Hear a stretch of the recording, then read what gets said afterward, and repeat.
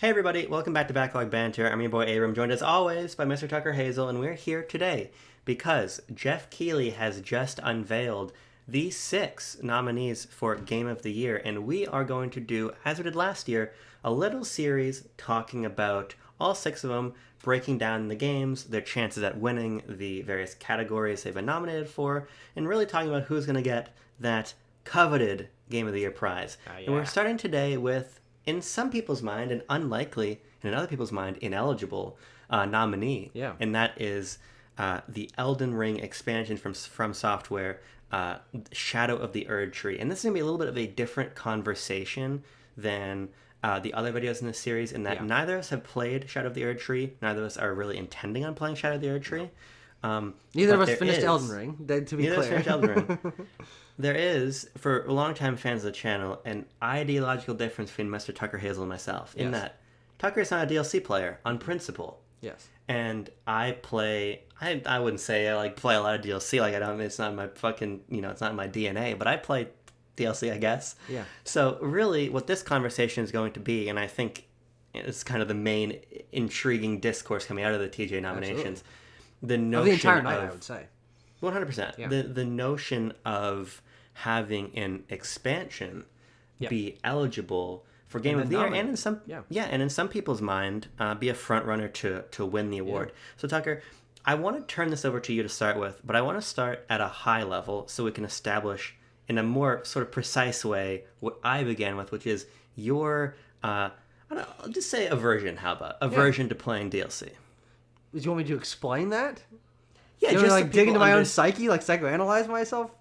Just so it's in your words, your feelings on DLC. That's fair enough. Yeah, my thoughts on DLC are that there are so many games out there, and I want to play as many of them as I can. And DLC is an expansion on a previously existing game. And my focus is on broadening my horizons to a wider variety of games, and so I have little to no interest in revisiting a game that I've more than likely already played, in some cases really enjoyed, obviously in some cases have not, and then revisiting it a year, 18 months, 2 years later for another smaller dose of the same game doesn't really appeal to me. And because also I think, and this may change over time, but that mostly when people are talking about what makes a game great, important, influential, design-wise, they're talking about that base game. And so familiarizing myself with base games in general, and usually not DLC, is what's most important to me. And so it's not like I've played no DLC. I've played a couple of expansions in my life. I'm not fundamentally opposed to doing it. I'm sure I will do more so in the future. But it's not something that just I have other things to do. And so it's just I just don't really do it. But the reason I'm interested and excited to have this conversation, to have this discourse happening, and frankly, even though it's not a game I would have nominated, Shadow of the Erdtree, why I'm interested that it did is because this signals change, and it signals the industry evolving. It signals something that may become a trend in the future, and it's a stigma or a barrier that's kind of being broken down and changed in the minds of gamers. And with the Game Awards evolving, this is the kind of thing we need to take a look at from a sociological perspective, almost, of how these things evolve over time. This is such a new award show, and 10 years in, on the 10-year anniversary, we finally get the first expansion nominated, and it's just gonna be interesting to see how that conversation evolves over time. Yeah, I mean, I was thinking about you in the shower last night, as I want to do. Oh, I knew something felt right. And what I was considering is, well, what's the common ground that Tucker and I have on this topic? Because we've gone back and forth many times about the merits of DLC. Mm-hmm. And I think or demerits. I think the common ground we share is what you've already explained, which is the notion that this is an illustration of progress in the industry. Yeah, I think. Mm-hmm. And what was coming into mind for me a lot when considering a lot of the chatter over the last 48 hours of people being like, Erdtree is going to get nominated, and then it did get nominated. For context, and I guess for future-proofing, the Game Awards Twitter account, social media, posted an image that said, DLC/expansions are eligible for every category this year. Yeah. I don't think it's anything that it explicitly not been, but like just clarifying, and I guess kind of getting ahead of the fact that they probably knew Shadow of the Erdtree was going to be nominated at that point. And there has been some early conversation around the official confirmation, which happened just a few minutes ago as of recording, that Shadow of the Erdtree is being nominated. So there has been a little bit of conversation before the nominations. Yeah, and so the way I think about it is I put it in conversation in my mind with the shifting rules around Oscar Best Picture eligibility. Okay. With respect to theatrical runs. The Oscars just updated the rule set to where you have to have a wider theatrical release to be nominated for Best Picture. This was a recent change. Obviously, the idea, well, I think you can look at that as being a play to keep theaters relevant, but obviously what it's in response to is the shift to streaming as a primary mode of delivering films to consumers. Yeah. And I would not be surprised if we make it 5 years and that rule goes away. Like, that's probably going to happen. and I think, from my view, it should happen because ultimately the difference between a Netflix film and the difference between a wide release theatrical film is distribution only. Yeah. I view DLC at this point in the evolution of games as a matter of a difference of distribution. Sure. Because if you look at big expansions from this year, you look at Destiny 2: The Final Shape, which I loved and actually was nominated in its own category this year. You look at Erdtree, you look at Splatoon 3 Side Order. What you're really getting is you're getting the next chapter of whatever respective story from the same creative team, operating at the same scale. It's simple. The simple difference is that you have to have the base game to access it. Yeah. And when I look at it that way, and when I look at it at DLC as really just a mode of delivery change, when Erdtree is a bigger game in scope and content than most games it's nominated against, I start to wonder, well, is there really anything here beyond sort of arbitrary, this is how it's always been, stopping us from letting DLC be eligible? Yeah. Because from my view, it's, there's a logistical difference in that to play Erdtree, you need to have played Elden Ring to some extent, and that's 100% true. Literally, in that case, I think you have to have gotten through most of, if not the entire game, to even access the content, which is an interesting framing. And I would argue, although this is definitely different, but I would argue that in a different way, Final Fantasy VII Rebirth is not standalone either.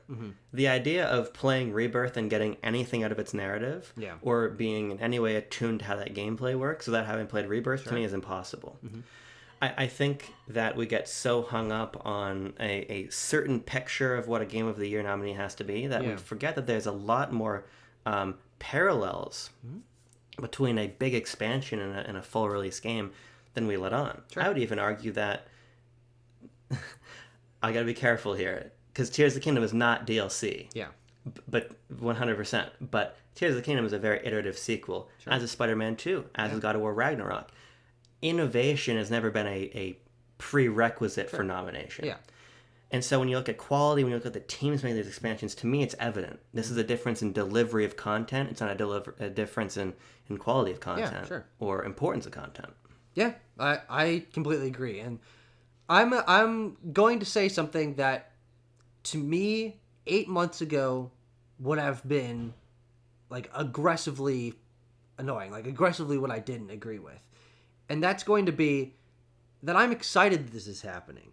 And I'm interested that it's happening, because what it means to me is that the industry is making a change, and the only thing holding it back is it being new.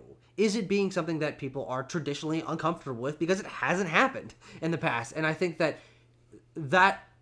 the nominations, whether that is in DLC or in what I guess the more of the last 5 years, sort of more historical discourse has been, is if remakes or remasters should be eligible for nominations, is something that I'm fascinated to watch evolve, even if it isn't what I would want out of the nominations. I'm okay with trying to push aside my biases or try to think through my biases of why do I feel this way? Why do I think it shouldn't be nominated? Because I ultimately, as of now, do agree with you. I have played and loved From Software games. Elden Ring won a few years ago. I think that's absolutely deserved. I think that's going to go down as one of the most influential and iconic games of all time. It sold 25 million copies, like a 98 or whatever on Metacritic. Like, that's an indisputably phenomenal game. And From Software, that same team, made this expansion. Now, I have not played it. It is 30 hours long. That is more time than... That's 3 times as much long as it took me to platinum Astrobot, and length is not necessarily a prerequisite for if a game should be nominated or not, but to the point of this isn't something you're finishing in 30 minutes. This isn't just like a little side mode. It isn't just an update that like change, like balance. It's not a balance tweak or something. This is a new area and new bosses and new weapons. Like, for all intents and purposes, it's a new game. And I often think about a lot of these expansions and thinking to myself, if this was sold as a separate thing you could buy on the eShop without owning the original game, and for me, if it was sold as a physical retail release, how would I think about it? How would I probably think about it quite differently, as this is kind of just Elden Ring 2. Like, this is kind of just the Miles Morales or Lost Legacy of, like, yeah, it's a new, shorter game that's, like, built off the bones of another one, but I love Miles Morales and I love Lost Legacy, and you're right, it's a change of delivery of content. I think that the small distinction that I will make to push back a little bit against what you said about Rebirth as a sequel is that it is possible to play Rebirth without playing Remake. It is not possible to play Shadow of the Erdtree without playing Elden Ring, and I think that is a distinction in how you can experience something. Like, there is a higher bar to entry of monetary and time input value to get to that content. But I also agree that that's a minor distinction and not one that I think should prevent people from, or the industry from, because here's the main thing. I want good work to be respected. I want good work to receive its accolades. And if From Software made one of the best designed and art directed and best combat and music games of the year in an expansion, well, why should they not receive some recognition for that? Yeah, 100%. And I the idea of literally being able to access something versus being able to the idea you're positing that you can play Rebirth without playing Remake. Mm-hmm. It's 100% true, but I also just think about film some more. Yeah. The part twos, everybody's fully anticipating Dune Part 2 is going to be nominated for Best Picture this year. You can't really understand Dune Part 2 without Part 1. Yeah. And I think you're under... It is interesting to note that not many sequels get nominated for Best Picture, though. I think it's just something that there also aren't many... There aren't many like Best Picture quality films that get sequels, and so that's a little bit of a different thing. But I think that's an interesting distinction. I'll kind of just think through more in my mind. But yeah, it's just for me. Moreover, the idea that there's been plenty of times that works that aren't totally standalone have been given this kind of honor. I mean, Return of the King winning Best Picture is a great example of this, and so. Again, you can literally sit down and watch Return of the King without watching Fellowship and Towers, but I don't think you should. No. And so I just think we need to have a broader view of games as well, particularly because Game of the Year is such a nebulous category. Totally. Now, I have a very radical view of Game of the Year, which is, from my POV, I think that like Grand Theft Auto 5 should be out for Game of the Year this year because of the cultural impact of the Grand Theft Auto online GT roleplay scene. Mm-hmm. Like, I think when you're thinking about a game that defines a year, in some ways, I think limiting it only to new standalone content is perhaps too narrow. Yeah. Sure. And, Among Us is a great example. When we get to our video in 2020, because we do our series on the defining games from every year, we certainly have Among Us in there, but Among Us didn't release in 2020. Yeah. And so I just feel like if we're going to best respect the idea that Game of the Year means many things, including quality, but is not only a straight race of quality, I think we have to have a more global opinion of what we can put up to that end. Now, I don't think Erdtree is going to win Game of the Year. Do you think it's going to? Here's the interesting thing about Shadow of the Erdtree is I think it is as a expansion, or in some ways you could say like a mini semi-sequel to one of the best games of all time. I think this is one of the best shots that a expansion or DLC could have to win this. From Software is maybe the most respected developer in the industry right now. They do things with their design that like completely floor me constantly, and I'm sure I would feel that way if I played Shadow of the Erdtree. But I do think that it's interesting that this quality of an expansion is the first expansion nominated for Game of the Year. But I also think because it is the first one nominated for the Game of the Year, that there's enough of a stigma against it to where I think it wouldn't receive the full votes that it would if this is something that had been normalized over the course of years, because that can really only happen with time. And so I think what's going to dominate the conversation this year is, holy shit, an expansion got nominated for Game of the Year. Some people saying that's great, some people saying that's wrong, shouldn't happen, and therefore, like, some people not voting for it, even if they like it, on principle, of like, no, this can't happen, this shouldn't happen. And I think that will hold it back from getting full nominations. I think what's interesting is, outside of Black Myth Wukong, which I think on sales numbers is probably the highest selling game that was nominated for a Game of the Year. I don't really know Balatro's sales numbers, but I doubt that it's the same. I think that Elden Ring is probably the most played, most purchased, Shadow of the Erdtree most purchased game that's nominated for Game of the Year, just because Elden Ring was so massive. But I do think that in terms of focused passion and lack of controversy, I don't think that it'll win, because I think that the other ones, for me, the core other examples of possible winners being Final Fantasy, Metaphor, and Astrobot, they don't have any caveats, which I think Shadow of the Erdtree kind of does. Yeah, I mean, it's really interesting because I think you're probably right, but for me, it's for an even simpler reason, which is just that the barrier to access Erdtree, while I don't think should be a disqualification from nomination, I think it's a massive uphill climb for its odds of winning. A hindrance, yeah. Just because I don't really feel like it's the way you have to think about it is that this is being voted on by a big body of people. Yeah. And is it more likely that these people are going to have spent some time with Astrobot, or spent some time with Final Fantasy, or spent some time with any of these games, or is it that, they put a lot of time into Elden Ring to get to the point where they could play Erdtree and then jump into that and played a ton of it?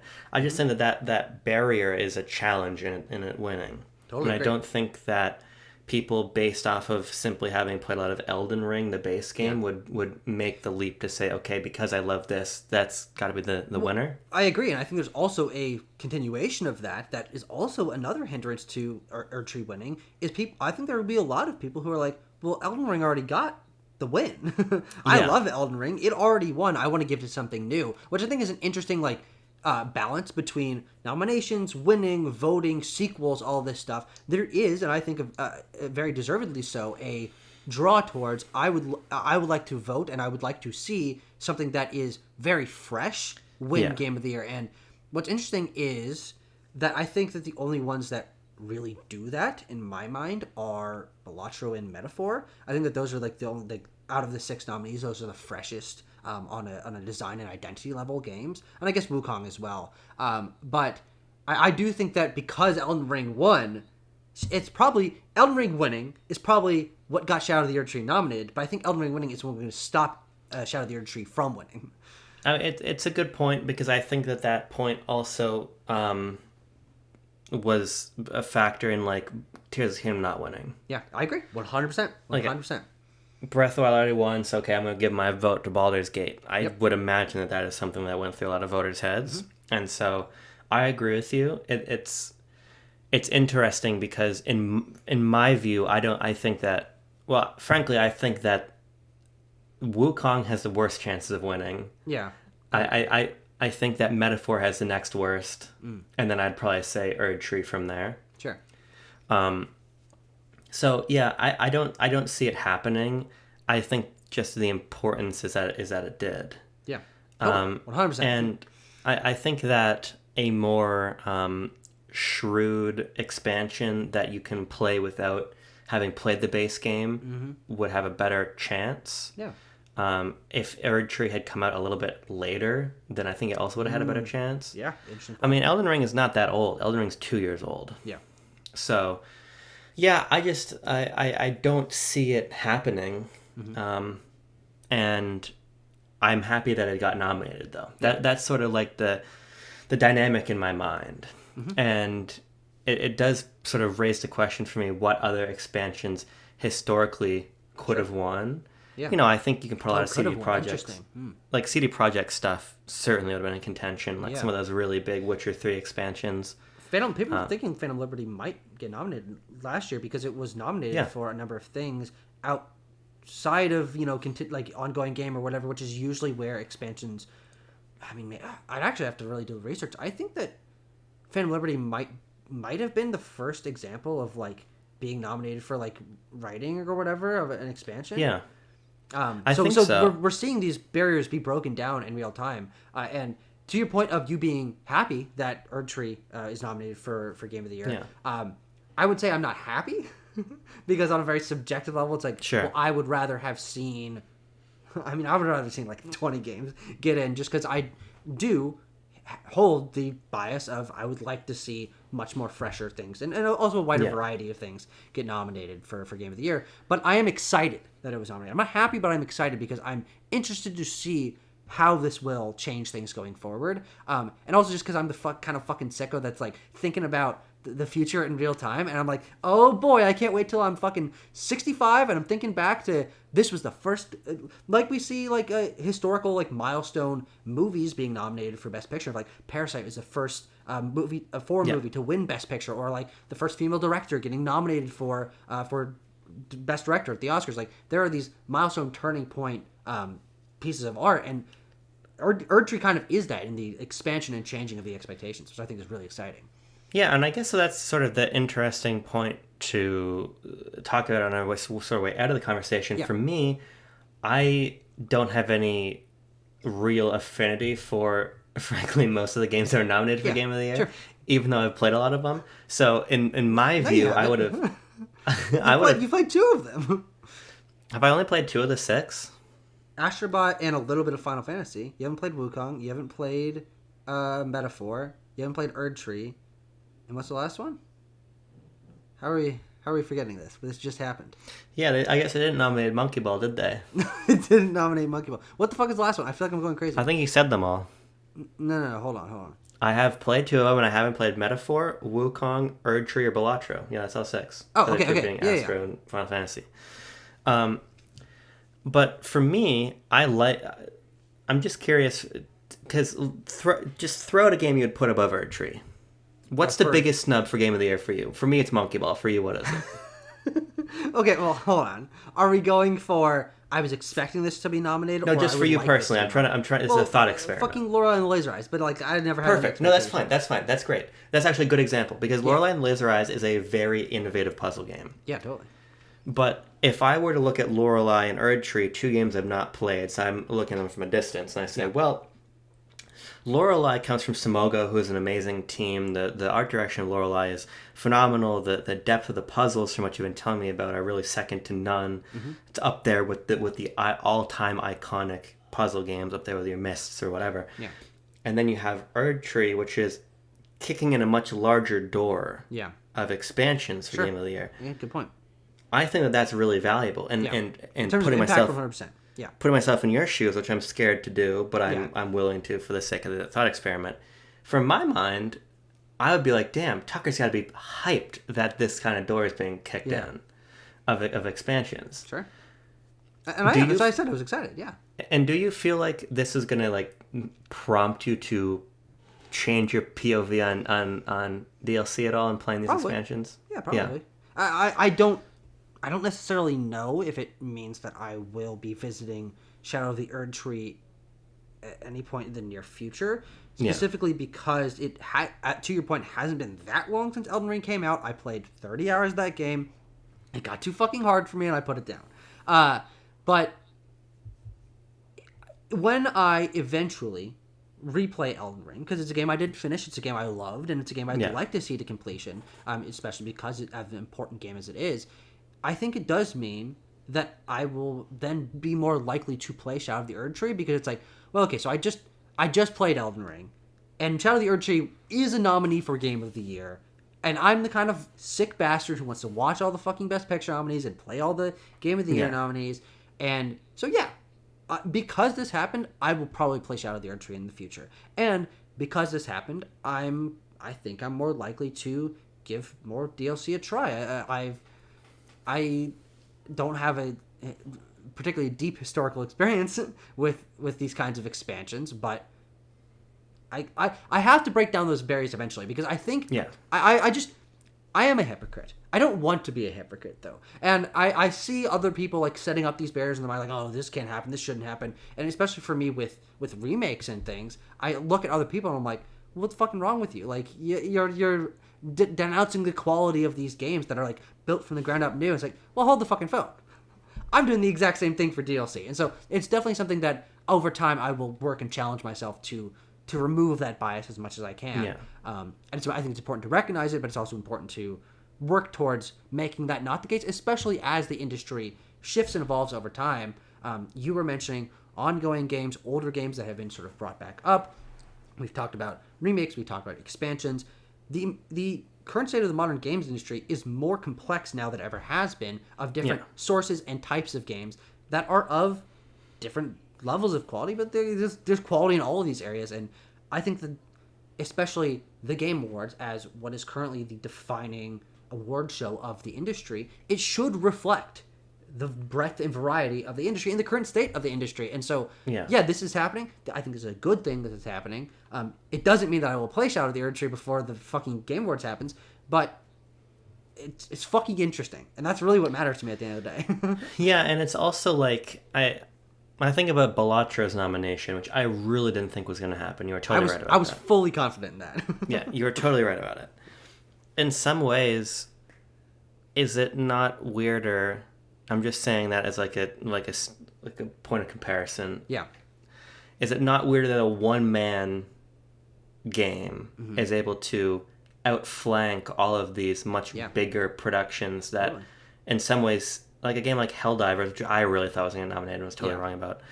A game like that maybe more direct, is more illustrative of the current era of gaming, and yet it was a one-man indie that outflanked it and got the nomination, not in its place, because that's a reductive way of how these things happen, but took up one of those slots. Yeah.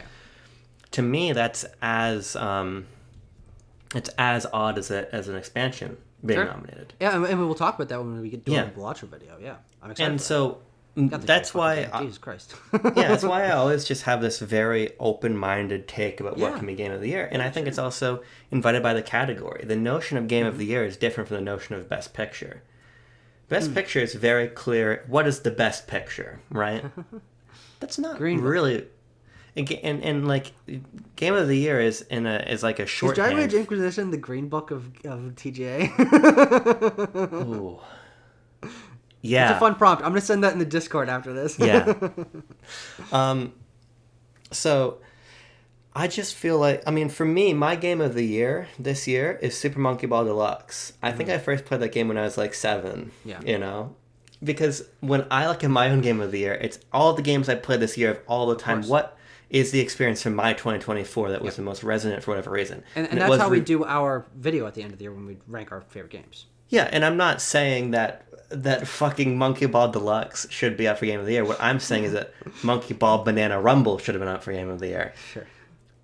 The actual serious point for me being, though, and we've been hammering on this, but I think it's an important one, and I'm surprised that it's been so contentious, this notion of the nomination. I think we just have to bear in mind that Game of the Year means many things. Yep. And I also found it interesting that there was some, and it's sort of the last point I think we can touch on here, there's some backlash to the notion that Jeff Keighley's little blurb about expansions and DLC being up for any category is that price and value are a factor. And sorry, can you elaborate on that? What do you mean? I'm going to read the quote here. Oh, no, that's right. Literally on the image that I was mentioning earlier that the Game Awards posted, there is something at the bottom of that. I want you to quote from it so I don't fuck it up. But I have it right here. Quote.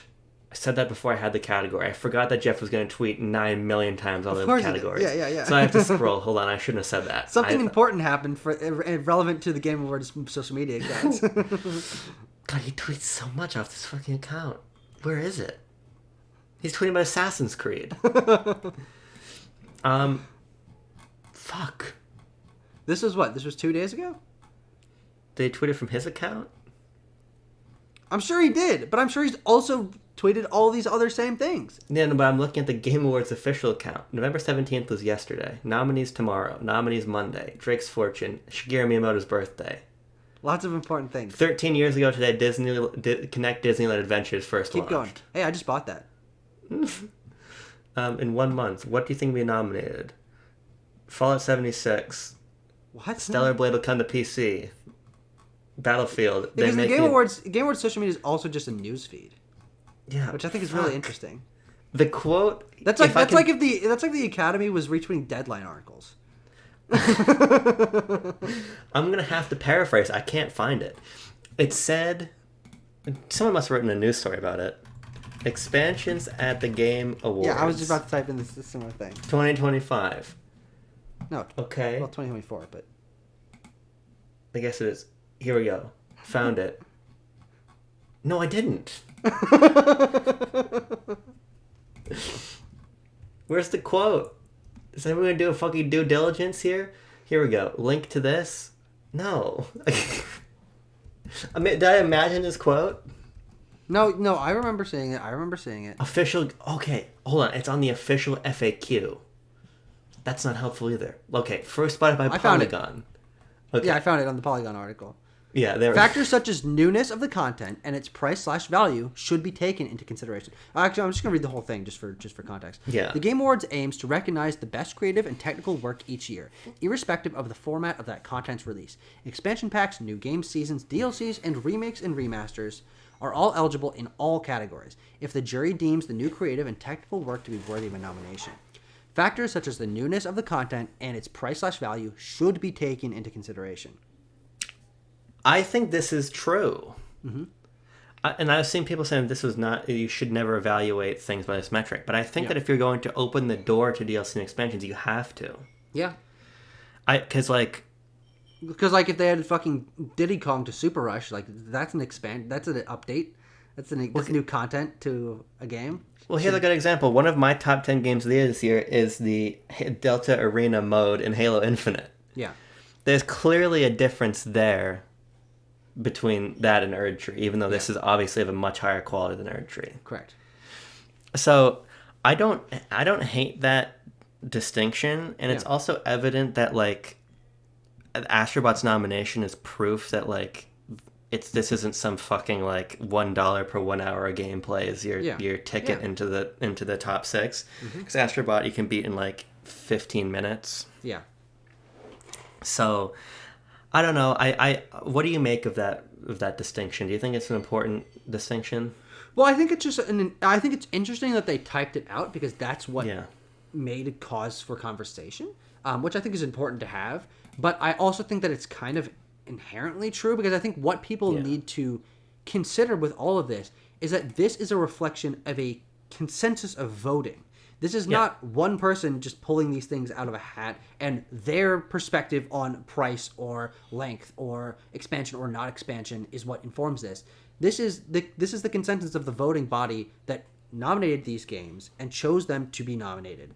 And so I think that even if it's interesting that they put that, I think it means that technically the fucking Halo Delta expansion, whatever, is technically still eligible and someone could have nominated, but most people are not going to do that. So that kind of game, that kind of expansion will not be nominated for Game of the Year ever. I don't think, because it's just not, because people focus on certain groups of things.